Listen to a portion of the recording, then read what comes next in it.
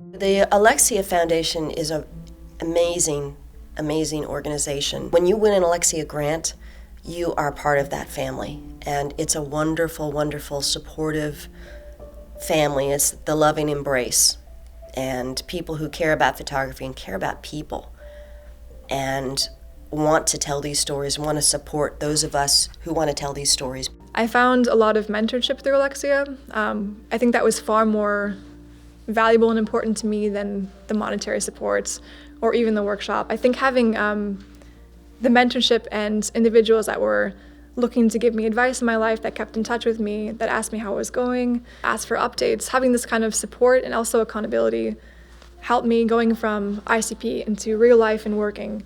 And those connections I've kept until now, and which is why, of course, I applied again for the professional grant.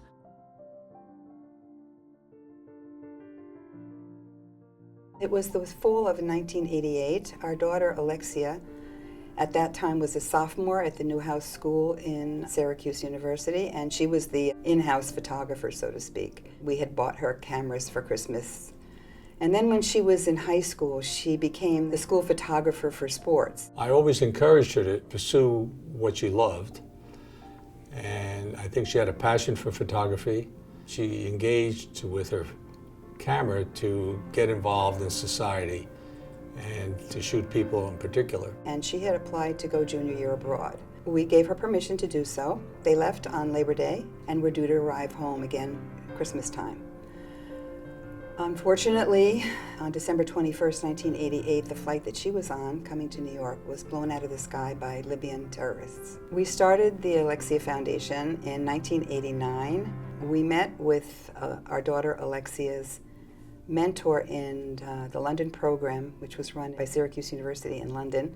And we sat in a classroom at the Newhouse school at Syracuse University, my husband, myself, and David Sutherland, because we needed, as her parents, to do something to sustain us through this very horrible time. And so we said to David, let's do a competition. And David said, do you know how many photography competitions there are out there? He says, you pay your money, you do your photograph, they pay you money, and you're done. He said, is that what you want? I said, well, that's not exactly what we had in mind. So in that room, in a late February day, the three of us came up with this formula, which required the entrant to write a story proposal, something important that they wanted to photograph. And it had to be compelling, and it had to be well written, and it had to prove to us that they were engaged into this particular subject matter. And then, of course, they had to submit photographs that would support their photographic ability, not necessarily about the proposal, but to show us that they were good shooters. Some of the most rewarding things that have happened over the years is because we started as a student competition. Lots of mothers like to write to me and tell me how, thank you so much for putting my son on this path, or thank you so much for letting my daughter finally understand that this is her life's work. And then for the professionals, they've given back to us in so many ways. They come to seminars and they speak about their work. They are like our little ambassadors. Wherever they go, they mention their award and how important it was to them. And I must say that everyone who wins either the professional or the student award always understands why we became a foundation, why we do this.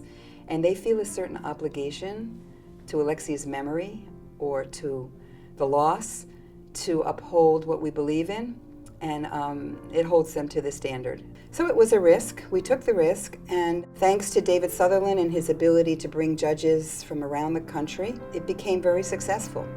And over a period of time, it became known as the Alexia.